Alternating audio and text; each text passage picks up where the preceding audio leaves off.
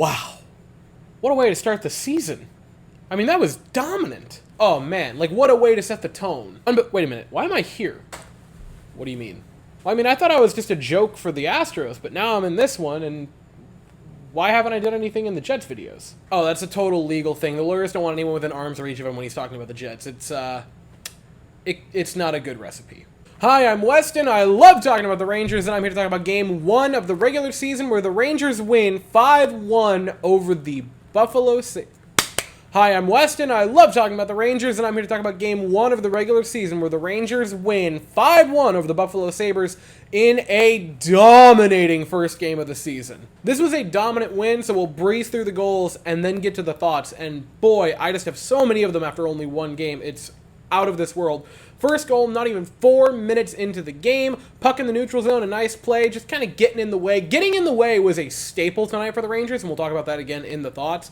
But Adam Fox just in the way, nice play in the neutral zone. Philip Hedl gets it, passes it to Panarin, carries in, shoots for a rebound off of Devin Levi, collects the rebound, pass to Alexis Lafreniere, tips it in, doesn't miss. And the Rangers, not even 4 minutes into the season, already are on the board 1-0. Then a little over 12 minutes in, Rangers go on a power play, Fox takes a shot, gets batted around, the Sabres can't quite clear it, gets back out to Fox along the blue line, takes a shot, and Christopher James Kreider, silky smooth hands, a rat in front of the net, tips it home, the Rangers are up 2-0. Again, we're going to talk about this power play a little bit more in a minute. Then you go just shy of 13 minutes into the third period. Alexis Lafreniere does not get an assist for this, and it is a damn shame because he did a lot of work on this play. Nice job kind of carrying it into the offensive zone, just being a nuisance along the blue line, fighting with a couple of Sabres for the puck. Eventually, it's jarred loose. Artemi Panarin picks it up, and holy bread snipe! I'm still not used to the bald Panarin, but I can get very used to that shot, and man, just a unreal snipe from Artemi Panarin. Rangers are up 3-0 in this game. The only Sabres goal comes in the waning minutes of the second period, and I'm kind of not mad at anyone on this play. This was just kind of one of those puck doesn't go your way. Jacob Trouba makes a nice job getting in front of the puck. He deflects it. It just so happens to deflect right from Owen Power to JJ Peterka, who goes bar down, unbelievable snipe. I don't know that he could have passed it that well, tape to tape. And it was a beautiful shot. No one stopping it. The defense did a good thing. It was a shot block. It just so happened that it magically went tape to tape. Goals happen. I have absolutely no ill feeling towards this. In the third period, you start to think maybe the Sabres can crawl back into it because all of a sudden the Rangers take a couple of bad penalties and they find themselves on a very brief 5-on-3 penalty kill, which, yeah, it was very, very brief, but if the Sabres manage to get one on that little tiny 5-on-3, all of a sudden it's a 1-goal game and they still have a power play at 4-on-5 or 5-on-4. That could get a little hairy. They get out of the 5-on-3. They get back to a 5-on-4, and this was a play along the boards. Keandre Miller, Kreider gets it, passes it to Zibanejad. He carries in, gets tangled up, and fighting through sticks and players, somehow gets the pass back over to Kreider, his second of the game. Shorthanded, Mr. Kreider. The Rangers are up 4-1 at that point, and the captain, Jacob Trouba, pots an empty netter. The Rangers get a very clean 5-1 victory in Game 1. Offensively for the Rangers, Panarin had a really nice night. The goal and the assist, a beauty on the goal, and a very nice assist off of the shot for a rebound. Alexis Lafreniere only got the 1 goal, but by God, he looked good tonight, and he very easily could have ended up with 3 points in this game. He only gets 1, but it was a very, very promising season opener for him. Chris Kreider with a 3-point night, a couple of goals, crucial goals, I might add, as well. Technically the game winner because he got the second one, which is super cool for him. Mika Zibanejad with 3 points. The 1 assist was absolutely fantastic. And then you have Jacob Trouba with the empty netter, which is pretty slick. Adam Fox with the primary assist on the Kreider goal. Just a very nice night from the offense. Igor Shesterkin had a understated night. I mean, 24 of 25 is absolutely nothing to scoff at. He made the saves he had to. The only goal was just kind of, those things happen. It was an unfortunate bounce and then an unbelievable shot from Peterka. I don't really put it on him. This was a fantastic way to open the season for the Rangers. I understand that there are 81 games left to go in the season, which is, more than the one game that has been played. But I leave this game one with so many different positives, it's unbelievable. Obviously, the big offseason move for the Rangers was moving on from Gerard Gallant, which might seem kind of shocking. He leads you to a rather unexpected Eastern Conference final appearance in his first year, and then back to the postseason in the second one, even though that ended in a way we're not going to discuss anymore after this moment in time. But they move on, they go for Peter Laviolette, and already in this game, so many issues that we as fans had last year with the Gallant coaching approach and the team at large have been seemingly, again, it's one game, fixed.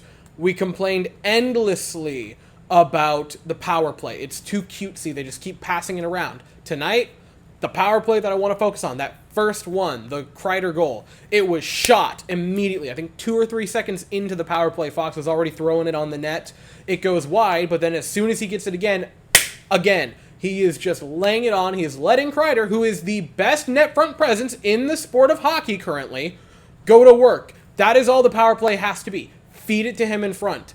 The power play looked better. The other thing we complained about was, where is the heart? Where is the effort?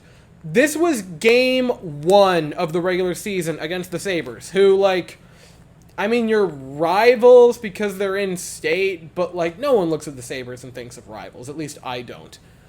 And they were laying out for those blocked shots. How many times did we see a defenseman, and even forwards in this game, sprawling out, doing everything they could to get an arm, a leg, a stick in a shooting lane or a passing lane on the penalty kill, just desperately trying to do something. They didn't show this much heart in Game 7 of Round 1 last year. And all of a sudden, they come out in this game looking so desperate. It was fantastic to see. The penalty kill oh my god, the penalty kill tonight was unfreaking believable how good they looked. It's one game, and that isn't lost on me. But holy crap, man. Most of the complaints that I had from last season, seemingly, after one game, look like they have been addressed. And that's the gameplay standpoint of this. Then you talk about the player standpoint, because the Rangers in the offseason, Tyler Mott's gone, I can't even think. Niko Mikkola. I couldn't think of it, right? He ends up moving on in free agency. Kane is gone. Tarasenko is gone. A lot of those parts that last year were pretty big they've moved on from the fact that the Rangers had basically negative cap space at this point. And the past couple years, the Rangers, with a lot of young talent like Keandre Miller, Alexis Lafreniere, Kaapo Kakko, Philip Hedl, they have, in cases, I think Hedl has started to live up to it, especially last year. Miller, I think, has been great for 2 years. But younger players who haven't quite hit their peak yet or hit their stride yet have been allowed to struggle because you have the ability to bring in star players. Nice, big deadline acquisitions. Frank Vetrano, Andrew Kopp that year. Tyler Mott, then Tyler Mott again. But obviously last year, the bigger names than Kopp and Vetrano, and that's not to insult them at all, but two guys who could very easily find themselves in the Hall of Fame. One who's guaranteed to, and another who very well could, in Patrick Kane and Vladimir Tarasenko, come in. They're gone. You are banking this season mostly off of the progression, the advance, the development of Alexis Lafreniere, Kaapo Kakko, and Philip Hedl, and to an extent Keandre Miller, even though I think he's already kind of gotten there. I think he is a fantastic player in this league. I think he's going to get better this season, but already a very, very good player, so I'm not throwing him in the category as the other three. Hedl started to hit it last year. It came down to Lafreniere and Kakko. From this game, and Kakko has looked solid. He's just never really had the ability to finish, which is ironic. But Lafreniere tonight looked fantastic. The non-assist on the Panarin goal was fantastic, grinding away at it. Nice tip in, being in a good position. He was taking shots. He was looking good. That second line was unbelievable. Led the team in expected goals and were the best line in expected goals against. I want to say it was like .005 expected goals against. They looked unbelievable with the puck. They were barely on defense. They spent almost all the time in the zone. They looked fantastic. The defense looked a bit better. Again, 6 in the lane constantly. This was as encouraging and as much of a feel-good first game the Rangers could have possibly had. And the emotion that they showed in it just is so nice and helps to wash some of that taste out of your mouth from last year, especially in that 7-game series against the Devils. This was precisely what the doctor ordered. So the Rangers get the off day tomorrow, and Saturday they are back in action against the Blue Jackets in Columbus at 7 p.m. Eastern. I will be here afterwards to talk about it, but as for right now, that is all I have to say. So if you all enjoyed the video, please consider to like and subscribe. Thank you all so very much for watching, and as always, go Rangers.